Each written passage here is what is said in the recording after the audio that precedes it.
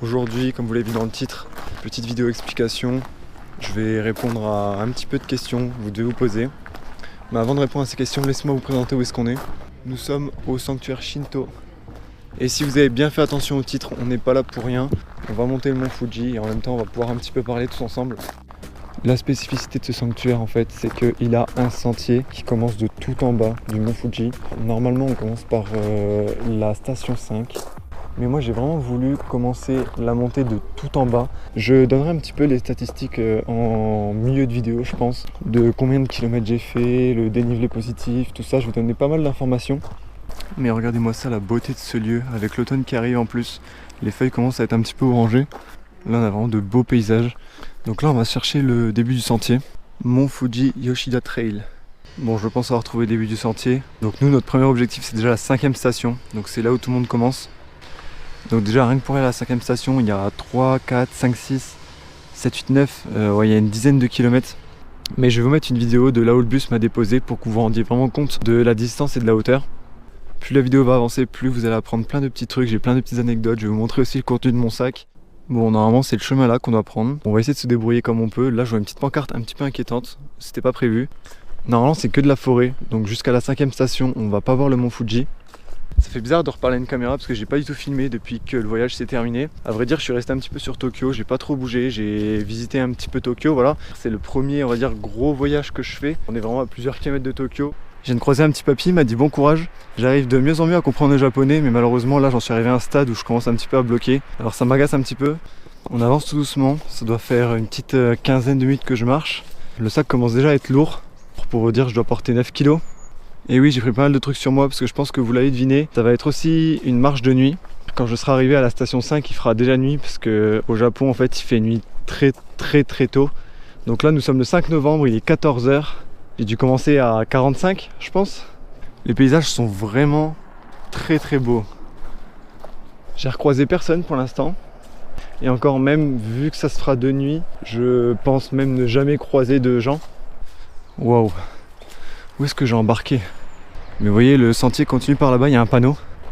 Voilà où nous en sommes. J'ai l'impression qu'on n'a pas du tout bougé. Je pense que c'est à gauche, hein?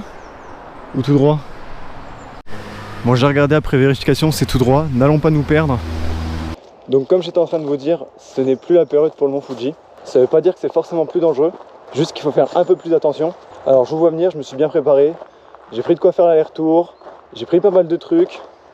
Le seul petit truc, c'est que là je me retrouve vraiment tout seul parce que quand c'est hors période, le gouvernement japonais essaie vraiment de dissuader les gens de ne pas monter en haut. On va bien faire attention ensemble, je vais filmer toutes mes péripéties et on va monter tous ensemble ce mont Fuji. Moi je viens de traverser une route, là on est sur le bon chemin, il y a toujours ce petit panneau là. Bon, je suis arrivé à côté d'une petite maison, je sais pas trop ce que c'est mais il y a plein de voitures qui viennent depuis tout à l'heure. Là on a des pierres un petit peu sympas et là on a des informations, donc le sentier continue par là. D'ailleurs, tant que j'y pense, on va regarder un petit peu ensemble une carte du mont Fuji, comme ça on va pouvoir voir un petit peu l'itinéraire que je prends.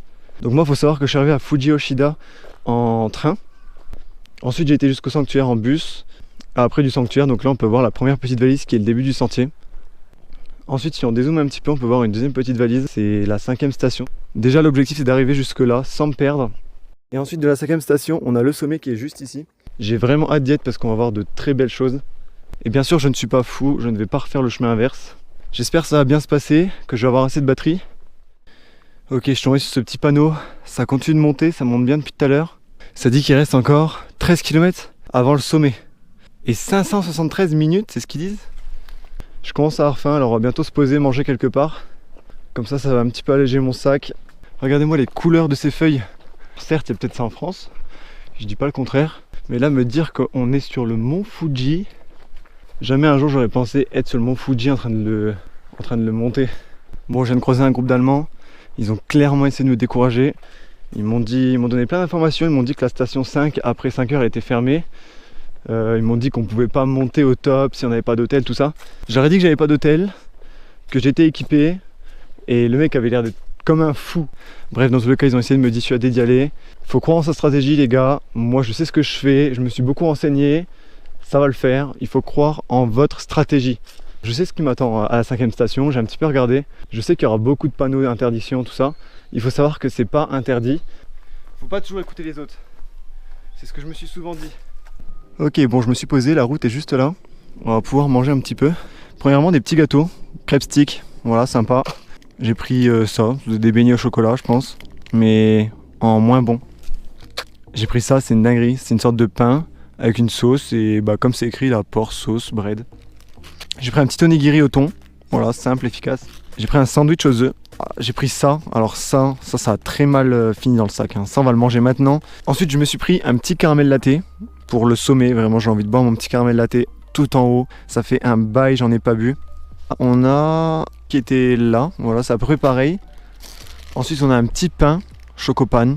Et le dernier truc, on a des petits gâteaux, voilà, si on a une petite faim. J'ai pris 4 litres d'eau pour tenir jusqu'à demain. Ce pain là il est super bon. On dirait du yaourt au chocolat dedans, un petit peu.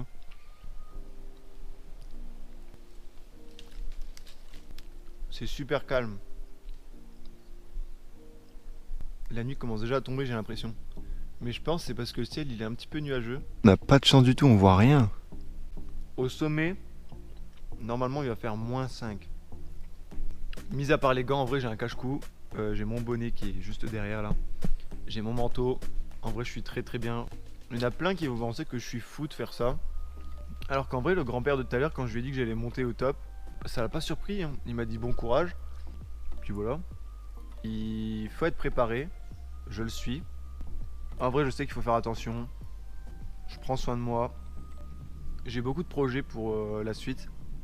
Là je vais monter le mont Fuji et ensuite j'ai prévu d'organiser plein de trucs. Je vais pas tout filmer en vidéo. La Corée du Sud je compte la filmer. Mais j'ai vraiment envie de revenir changer en fait. Je veux changer et ça c'est sûr.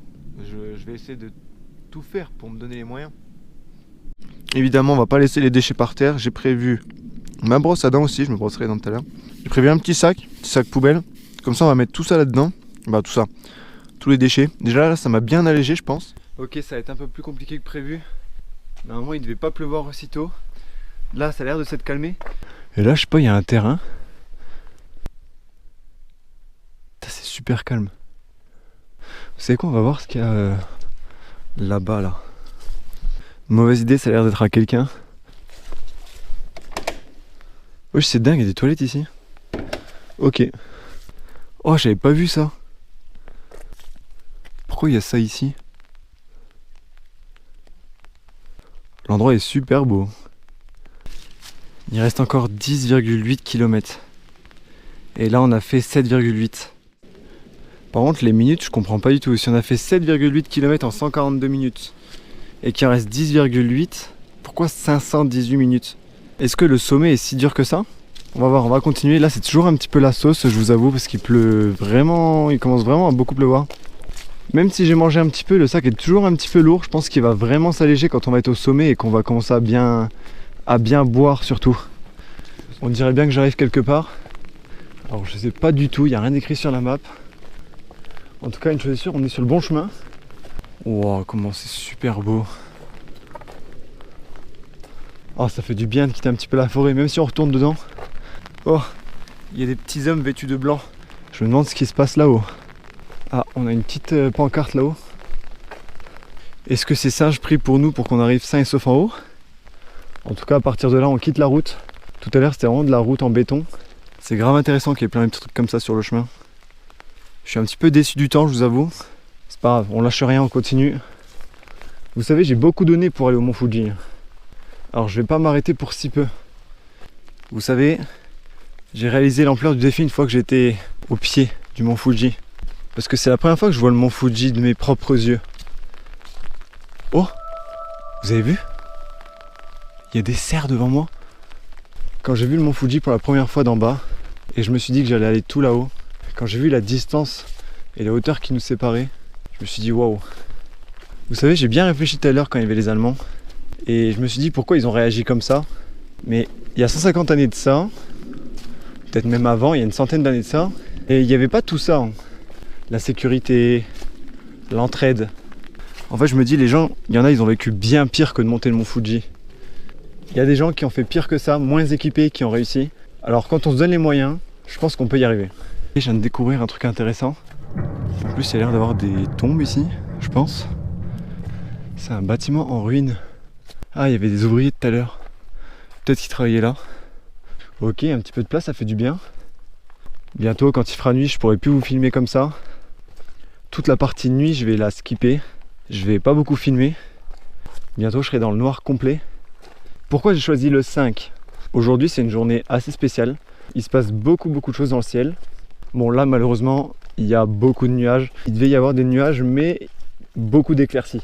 Donc, je devais quand même voir un beau ciel. Mais ce soir, il y a une super lune. Et ça arrive que 5-6 fois par an. C'est la pleine lune, mais grossie. Enfin, je pensais un petit peu voir du coup le chemin, vu que ça allait être une super lune. Mais c'est pas tout, il n'y a pas que ça. Ce soir, il y a une pluie d'étoiles filantes. Mais vu que là, il y a les nuages, c'est mort. En fait, je compte arriver vers 5 h. Le jour se lève à 6 h. Et je voulais regarder le ciel pendant 1 heure. Mais je pense que ça tombe un petit peu à l'eau. J'espère quand même que la lune de ce soir, on va la voir. Parce que apparemment, c'est une très belle lune. Surtout, je voulais la voir au sommet du mont Fuji. Vous imaginez comment elle aurait été proche? Le chemin est bien raide là. J'imagine pas le chemin pour aller au sommet. Là, le principal maintenant, c'est de monter cet ancien volcan, d'arriver au sommet et de réussir ce qu'on avait prévu de faire. Je suis tombé sur une jolie vue là. Oh, on est dans les nuages. Bon, je me suis posé un petit peu.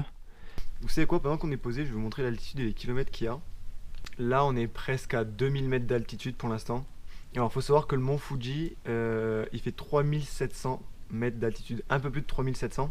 Là, on est à peu près à 2000, donc il nous reste encore 1700. J'ai commencé à 850 mètres au sanctuaire que je vous ai dit. Du coup, la durée de l'ascension, juste l'aller, il fait 18 à 20 km à peu près. À peu près, donc on va dire environ 18 km. Le temps nécessaire, c'est entre 10 et 13 heures selon le temps de marche, sans compter les pauses. Et j'ai compté 3 heures de pause en plus. J'aimerais bien ne pas dépasser les 3 heures.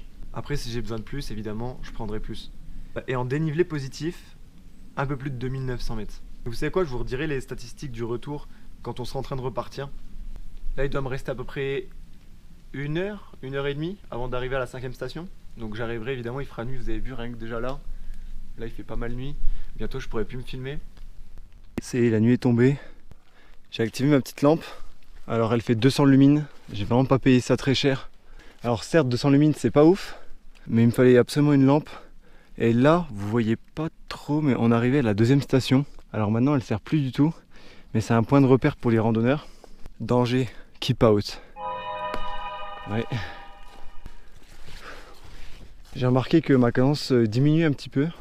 Et là, il est 18 h, c'est qu'une question de minutes avant que il fasse nuit noire. Il y a plein de trucs super intéressants. Putain, vous voyez rien, c'est dommage. Ok. Et là, il y a un sanctuaire qui est protégé. J'ai l'impression d'entendre une musique. Là, je vais juste vous filmer des petites séquences. Une fois à la station 5, je pense faire une grande pause. On a fait 10 km. Il ne reste plus que 8,7 km. Et vous avez vu que le temps, c'est pas du tout ça. Hein. Ouais, donc vraiment, plus on va monter, plus ça va être dur.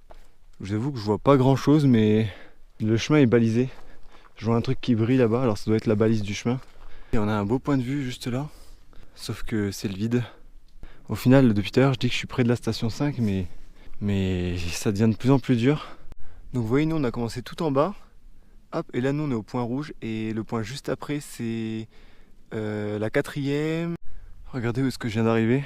Il y a un grand mur en bois. On doit être à la 4e station. 4,5e station.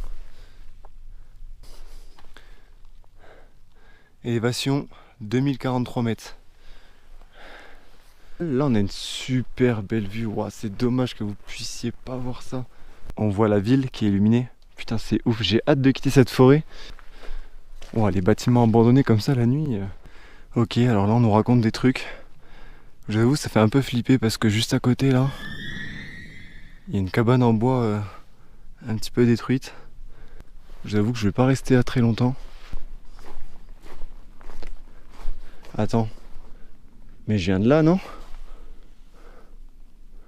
Oula. Merde. Ok. Bon, je me suis vite barré de l'endroit où il y avait la cabane. En plus, il y en avait une autre juste après. Là, on a fait 12,2 km. Il nous reste encore 6 km, donc ça devrait aller. 400 minutes, 6 heures. Encore 6 heures de marche. Là en tout cas, faut qu'on passe par la route. Donc c'est qu'on n'est pas loin de la 5e station. Ça fait du bien de marcher sur la route parce que les pierres... Ok, bon, j'ai trouvé la suite du sentier. On est encore dans les bois. Et juste là, regardez ce qu'on a. On a un sanctuaire. Alors je vais clairement pas aller voir. Hein. J'ai toujours pas vu la 5e station. Mais apparemment, il y a des gîtes pas très loin. Alors les gîtes, à cette période, ils sont fermés. Bon, je me suis posé, j'ai regardé une petite vidéo. Mon onigiri a rendu l'âme, bon je vais le manger. Et regardez ce qui est intéressant avec l'altitude, c'est que mon truc aux œufs, il est tout gonflé. Par contre ça, vous voyez, ça gonfle pas du tout. C'est... ouais, je sais pas. Là il y a une lumière qui m'éclaire. Je sais pas trop où est-ce qu'il est le chemin. Tout est fermé en tout cas. Bon alors là on a le premier avertissement.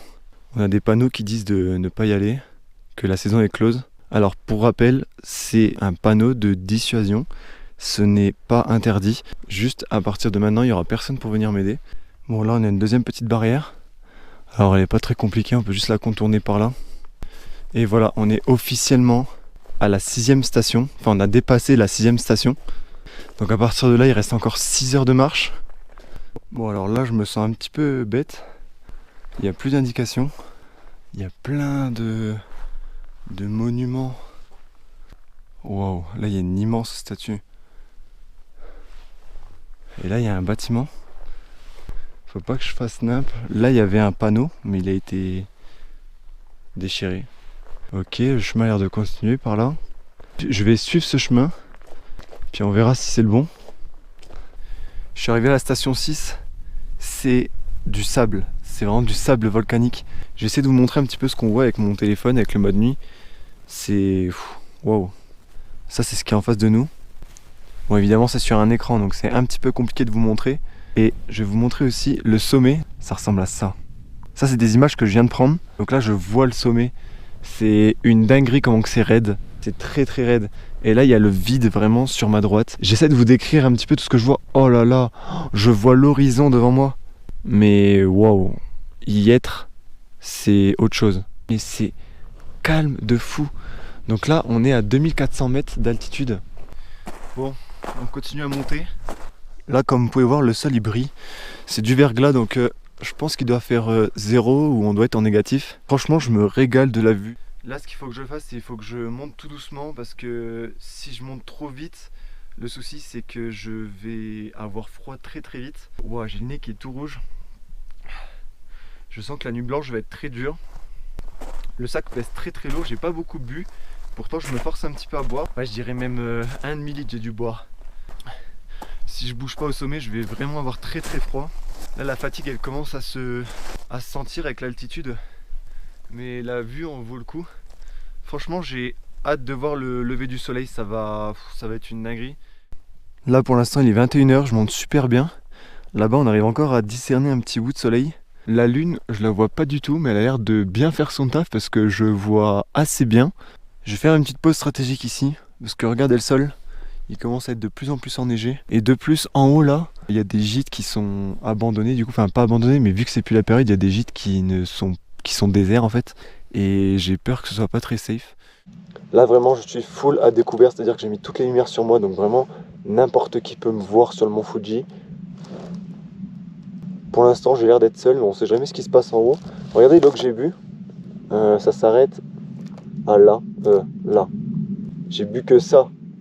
Je pense que ça fait 500 ml. Je vais me forcer un petit peu à boire maintenant.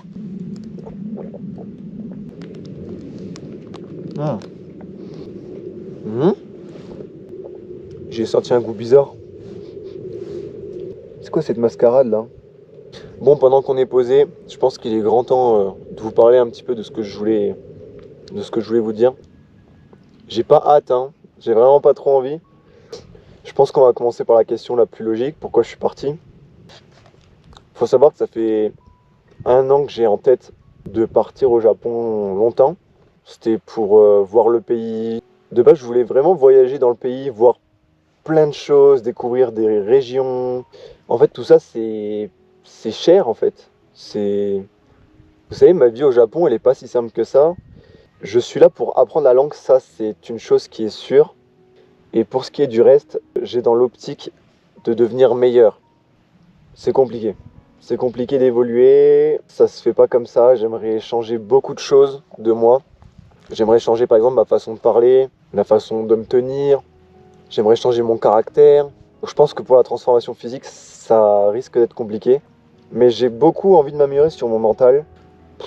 C'est compliqué de parler de ça. Hein. À quoi ça sert même? Moi, j'ai qu'une seule chose en tête en venant ici, c'est revenir être quelqu'un d'autre.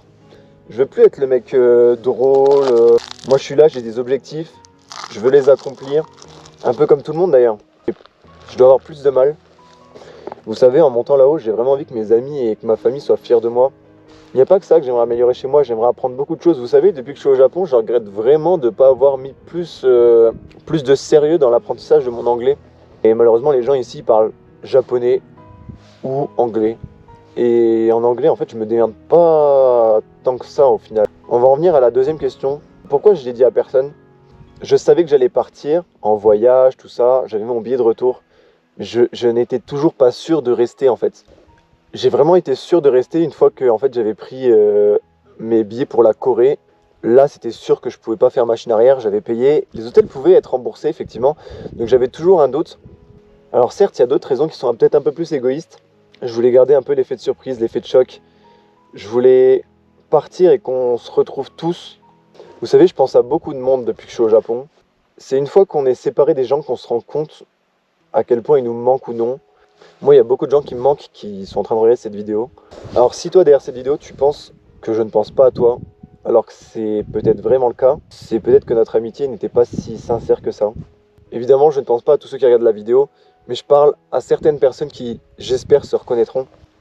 J'ai jamais voulu abandonner personne. J'ai juste besoin, je pense, de me retrouver, de réfléchir. J'ai fait des choix difficiles. Tout le monde en fait, c'est sûr. Même au bout de 2, 3, 4 ans, il y a des choix qui m'impactent toujours. Des fois, je me pose et je me dis, voilà, où est-ce que j'en serais si j'avais fait d'autres choix? J'ai du mal à assimiler en fait. Quand je fais des erreurs, j'ai beaucoup de mal à assimiler. Et c'est pour ça que j'ai besoin de temps. J'ai besoin de me reconcentrer sur moi. Il faut que je réfléchisse aussi à ce que je vais faire à l'avenir. J'ai des projets et je ne vais pas les faire foirer. En fait, j'aimerais mettre la daronne à l'abri, ma famille bien. Et les gens sur qui je peux compter, j'ai envie, mais qui soient trop bien en fait. J'ai envie de les mettre bien. Et pour ça, je dois travailler. Mais pas que travailler au niveau de l'argent. Il faut que je travaille sur moi. Il faut que je change des trucs qui vont pas sur moi. Donc c'est pour ça, j'ai beaucoup de choses à changer. Je me répète, j'ai beaucoup de travail à faire sur moi. J'ai envie de me retrouver un petit peu seul. Désolé pour les décisions égoïstes que je prends. J'espère sincèrement réussir les projets que j'ai là. J'espère que ça va se réaliser. J'espère que vos projets aussi vont se réaliser si vous en avez. Et je vous le redis, il y a beaucoup de gens qui me manquent, je pense, tous les jours. Putain, c'est chiant de dire des trucs comme ça là. Bon, je veux vraiment plus jamais avoir à refaire ça de ma vie, vraiment, c'est trop gênant. J'aimerais monter le mont Fuji là. Déjà, je vais me concentrer sur ce mont. Je vais faire mes projets de cette année et j'espère qu'on se retrouvera vite et qu'on se retrouvera bien. Bon alors là, vous voyez, ça part clairement en escalade.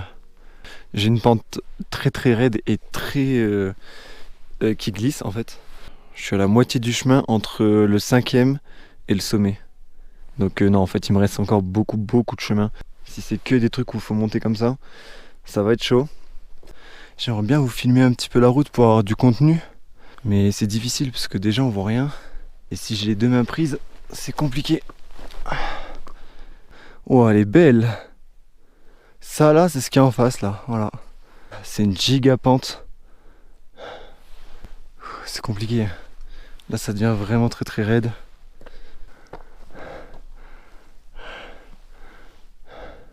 Waouh.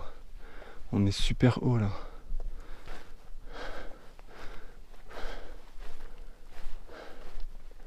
Il y a un autre bâtiment là juste au-dessus. J'ai vraiment hâte de sortir de cette zone de bâtiment là parce que il est 22h35, je suis largement en avance je pense. Là on a un gros truc à monter vraiment. Exceptionnellement je fais une pause à une station, à une sorte de gîte. Celui-là il me paraît plutôt confiant, pourquoi? Il y a un plancher, donc déjà j'entends les gens, s'il y a quelqu'un qui vient je les entendrai. Et il n'y avait aucune trace de pas, donc ça c'est les miennes. Donc ça me rassure un petit peu, je me dis que je suis le seul pour l'instant. Il n'y aura pas de gens bizarres. Bon là il y a moyen qu'on voyait un peu mieux. Pourquoi on verrait un peu mieux? Parce que juste au-dessus de nous, il y a la super lune. Bon, j'ai une mauvaise nouvelle à vous annoncer. J'ai plus de batterie. Donc je pense refilmer que quand il y aura le lever du soleil. Mon téléphone il est à 72%, j'ai plus ma batterie externe. J'ai pris quelques photos pour que vous puissiez voir où est-ce qu'on est. Voilà. Là c'est ce qu'il y a en face de nous. Ça c'est le sommet je pense. Et ça c'est ce qu'il y a juste là. Ouais non on voit vraiment rien. Bon je dois vous avouer un truc, ça fait quelques temps que je suis bloqué au mont Fuji. J'ai quand même voulu attendre que le jour se lève. Donc je vais vous montrer un petit peu. Regardez-moi cette vue de zinzin. Oh, le jour qui se lève c'est vraiment quelque chose. Mais là, que vous puissiez voir tout ça, c'est ouf. Je vais vous montrer l'endroit que je bloque. Je vais aussi attendre que le jour se lève un peu plus. Là-bas on a la ville, je sais pas si vous la voyez éclairée. Tout ça c'est de la glace là. Et l'endroit où je bloque c'est ici. Du coup je vais devoir changer mes plans. Ça m'énerve un petit peu, je vous avoue. En fait, je pourrais tenter. Mais le souci c'est ça en fait. Clairement si je tombe ici, je reviens plus. Je raisonne un petit peu, je raisonne un minimum. Ça m'embête vraiment parce que j'ai mis beaucoup de moyens pour venir jusqu'ici. Et être bloqué à un endroit à cause de la glace. En fait, ça fait un petit moment déjà que je galère un petit peu avec la glace. Mais là, celui-là, j'ai vraiment pas envie. J'ai essayé une fois de monter par là en fait, par le mur qui est là. Et ouais non, là je tenterai vraiment pas parce que si je glisse, c'est tout droit dans le trou et c'est mort. Regardez-moi cette beauté là. C'est une dinguerie, c'est une dinguerie. Je l'attends, ça fait longtemps que je l'attends ce caramel latte.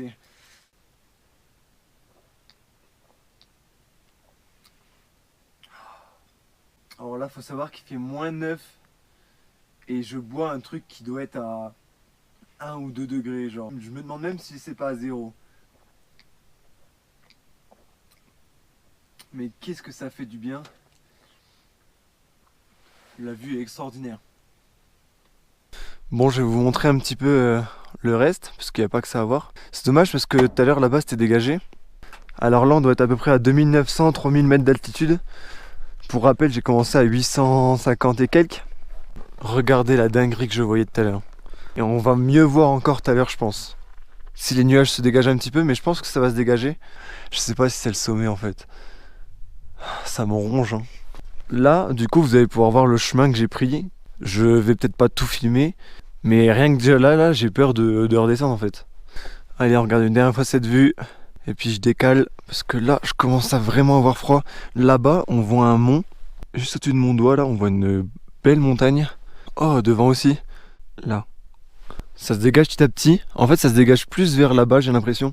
Quand je vois une mer de nuages comme ça me fait penser à la liberté. Je peux pas me lasser de cette vue hein. On voit largement mieux la montagne. Et dites-vous que tout à l'heure on était là. Mais tout à l'heure on était là, c'est une dinguerie. Genre, on a monté tout ça.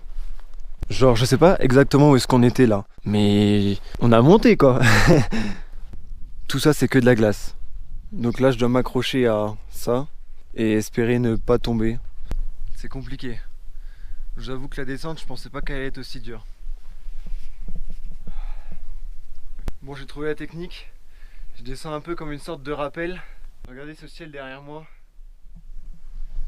Ça y est, le soleil se montre. Et ce qui est bien, c'est que de temps en temps, je peux prendre la corde avec le parapluie pour me tenir. Ça, c'est vraiment efficace. J'aurais pas eu le parapluie, je pense que j'aurais pas pu aller aussi haut. Je vais arrêter la caméra parce que c'est vraiment pas ouf de filmer en même temps. Mais ouais, je vais descendre en rappel tout ça là, tranquillement. Regardez l'épaisseur de la neige. Ça veut dire qu'il y a neigé il y a pas longtemps et ça c'est cool parce que quand la neige elle est toute fraîche, elle glisse moins.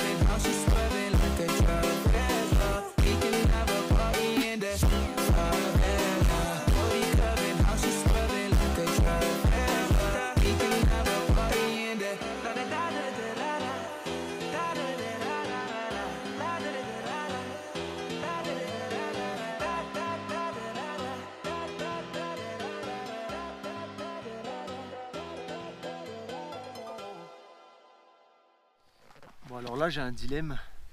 Juste là en fait, j'ai plus rien pour m'accrocher. Donc je sais pas comment je suis monté. Et là je me demande si je me laisse tomber ou si j'essaye de me rattraper là-bas. Je vais vous montrer. Donc soit je me laisse glisser, soit j'essaye de choper le crochet là. Je pense plus me laisser glisser, mais j'aime pas trop ça, hein. Avec la vitesse, tu sais pas trop où est-ce que tu peux aller. En vrai je regrette pas, hein. Parce que là les paysages ils sont dingues. On était là-haut tout à l'heure. J'ai descendu tout ça. Et là on a une bête de vue.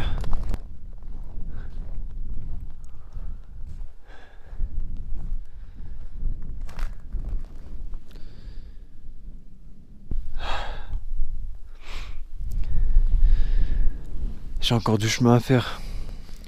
Ce chemin vraiment il est ennuyeux. Il est raide d'en mourir. Il y a de la neige. Et si tu te casses la gueule, tu meurs. Il n'y a pas d'autre explication.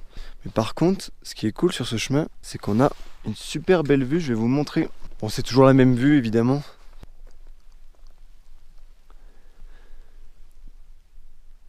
C'est wow. Après de l'autre côté aussi, on a un beau petit truc.